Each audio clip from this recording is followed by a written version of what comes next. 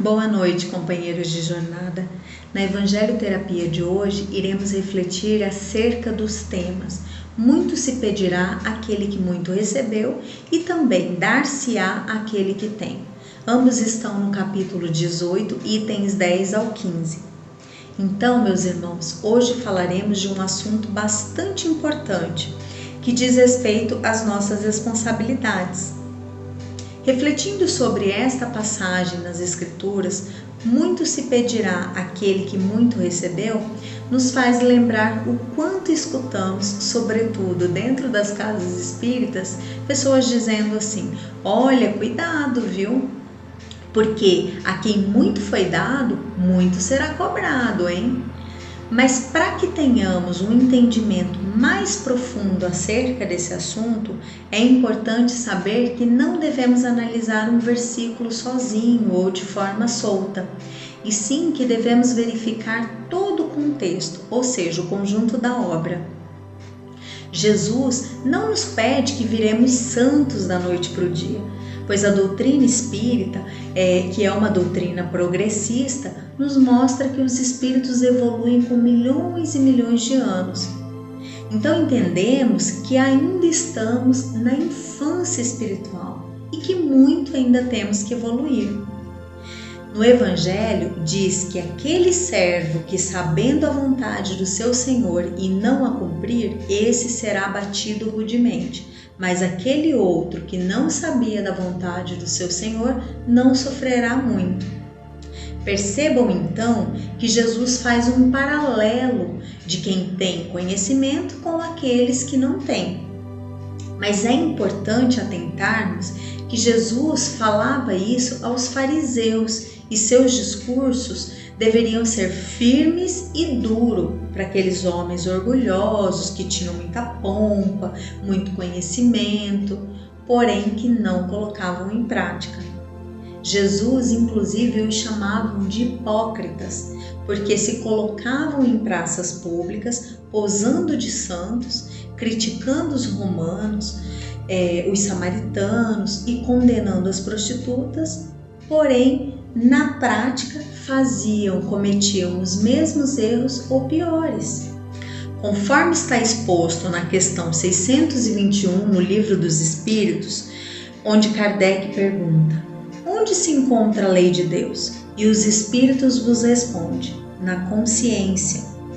E lá no livro Respostas da Vida, ditado pelo espírito de André Luiz e psicografado por Chico Xavier, onde temos uma linda mensagem que se chama Pensar, a qual nos mostra a importância do pensamento.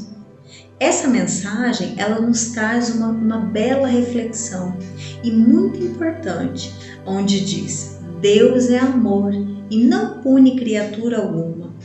É a própria criatura que se culpa e se corrige ante os falsos conceitos que se alimentam com relação a Deus. Então, meus irmãos, se alimentarmos em nossa consciência de que seremos castigados no final de nossa existência, quando retornarmos ao mundo espiritual, ou de que vamos para o inferno, para o umbral, ou o que seja, percebam que somos nós mesmos que estaremos nos castigando, porque a nossa consciência em paz é que nos absolve ou nos culpa. Então, somos nós que criamos falsos conceitos em relação a Deus, quando que Deus é puro amor e não pune criatura alguma.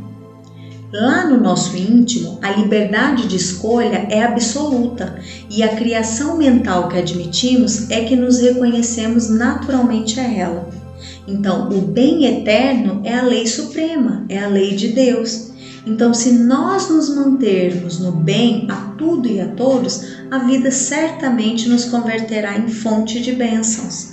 Através dos princípios mentais que nos regem tudo aquilo que nos oferecemos aos outros, receberemos dos outros 100 vezes mais. Então observem a importância de entendermos que nós atraímos as nossas questões e que nossos pensamentos e a consciência são os que nos comandam. Pois como disseram os espíritos a Kardec, que só da gente pensar e não fazer já é um grande avanço. Porém, o ideal é estar sempre nutrindo os bons pensamentos e as boas vibrações a todo momento no nosso dia a dia, cultivando a alegria, a felicidade, sempre seguindo na consciência reta. Mas é válido lembrar, meus irmãos, que nós estamos numa condição onde, vez por outras, passamos por momentos infelizes ou até que cometemos deslizes. Afinal de contas, quem de nós é puro e perfeito?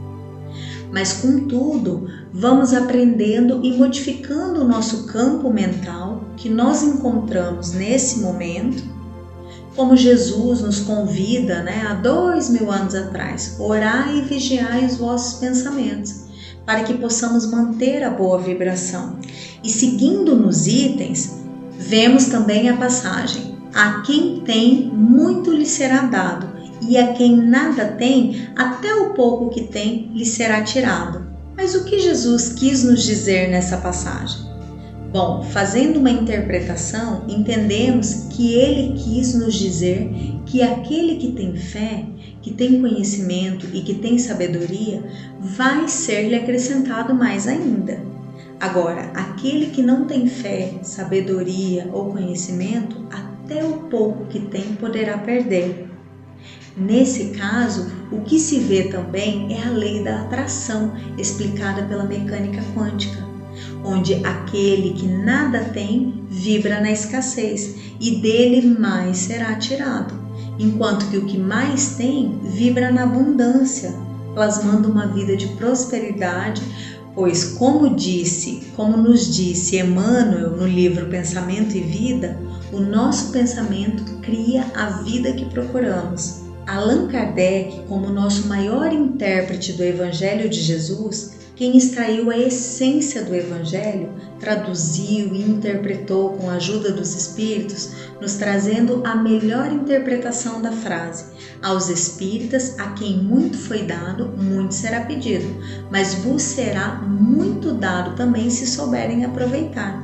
Então, compreendendo a consciência do bem e do mal, entendemos que, por exemplo, numa tribo onde os índios matam crianças que nascem deficientes ou defeituosas conforme o julgamento de suas crenças e cultura, em que aprenderam com seus ancestrais que isso era o correto a se fazer, estes não cometem o mesmo crime diante dos olhos de Deus se comparado com qualquer outro cristão que assassina seu irmão através do aborto, por exemplo. E sabe por quê? Porque para os índios estão fazendo o que a sua cultura prega ser o correto a se fazer. Portanto, eles verdadeiramente não alimentam pensamentos ou sentimentos de culpa. Então percebam que à medida em que vamos evoluindo, vamos ampliando nosso nível de consciência e, por consequência, adquirindo mais responsabilidades, o que é natural. E Jesus nos convida a sermos como as crianças, que são simples e espontâneas e totalmente despretensiosas da vontade de se tornarem anjos antes da hora, não é mesmo? E a doutrina espírita nos ensina que Deus não castiga, mas que nós mesmos, à medida que vamos evoluindo e tomando consciência da nossa situação, a gente pede ou muitas vezes até imploramos pela oportunidade de repararmos os nossos erros. Pois somente por meio do bem é que se repara o mal, conforme está no Livro dos Espíritos. O sofrimento serve, meus irmãos, para a gente despertar para o bem e para o amor.